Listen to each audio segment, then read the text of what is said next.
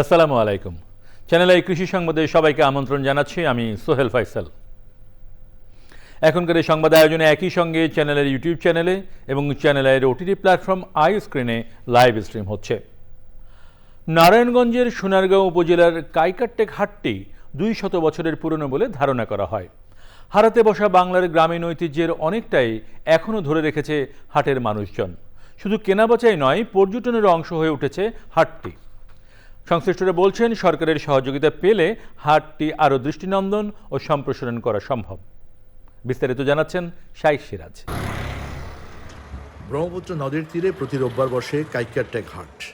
নারায়ণগঞ্জ, মুন্সিগঞ্জ, কুমিল্লা, নরসিংদী সহ আশেপাশের বিভিন্ন জেলা থেকে ব্যবসায়ীরা আসেন তাদের পসরা নিয়ে। শাকসবজি, ফসল, গাছের চারা আর বীজের পাশাপাশি দেখা যায় হাঁস মুরগি, কবুতর, বাঁশের খাঁচা, দা, বটি, কোদাল, নিড়ানি, মাছ ধরার জাল সহ গ্রামীণ জীবনের প্রয়োজনীয় সবকিছুই এই হাটে পাওয়া যায় নাকি। মাছ, মাংস, তরকারি যা আছে ব্যাপারে সবই পাওয়া যায়। এটা টমেটোর চারা, এটা বেগুনের চারা, এটা বুতা মিষ্টি। ওয়েট কতটুকু? এটা 1.5 কেজি হবে, এটা 2 কেজি। পাতি, কুলা, টুকি, কল, হ্যাঁ, কালন, ডুলা, থালা, অনেক কিছু আছে। হাটে অনেকেই আছেন যারা ত্রিকালের সাক্ষী। কত বছর যাবত আপনি এই কাইকাটে? মনে করেন 60 বছরের উপরে আছে। এই হাটটা আমি 67 বছর ধরে বেশি। কত বছর যাবত এখানে আপনি? 60 বছর।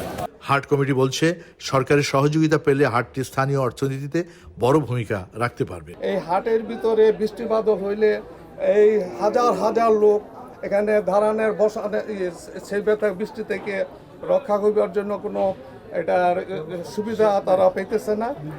এই জন্য হাটের ভিতরে পাকা রাস্তা দরকার। অনেকের ধারণা, একসময় গ্র্যান্ড ট্রাঙ্ক রোডের সংযোগ ছিল এই কাইকারটেক হাটের সাথে। নগরায়নের ফলে সারা পৃথিবী থেকে একইভাবে বাংলাদেশের স্থানীয় এই জাতীয় হাট বাজারগুলো উঠেই গেছে, কিন্তু কিছু কিছু টিকে আছে এখনও সংস্কৃতি, মানুষের আকুতি এবং জীবন আচারের একটি মিলন কেন্দ্র হিসেবে। এই বাজারই তার একটি উদাহরণ বহন করে। সংস্কৃতি সংরক্ষণের জন্যে কতটা প্রয়োজন তা এই কাইকারটেক বাজার জ্বলন্ত। নারায়ণগঞ্জ থেকে শাইখ সিরাজ, চ্যানেল। এ নিয়ে বিস্তারিত প্রতিবেদন প্রচার হবে আজ রাত 9টার সংবাদের পর হৃদয়ে মাটি ও মানুষ অনুষ্ঠানে।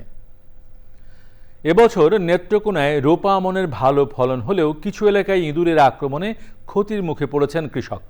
বারহাট্টা ও আটপড়া উপজেলার কয়েকটি ইউনিয়নে পাকা ধানের ক্ষতিতে হতাশ হয়ে পড়েছেন চাষিরা। নেত্রকোনা প্রতিনিধি জাহিদ হাসানের তথ্যচিত্রে আল মুকসিদের রিপোর্ট।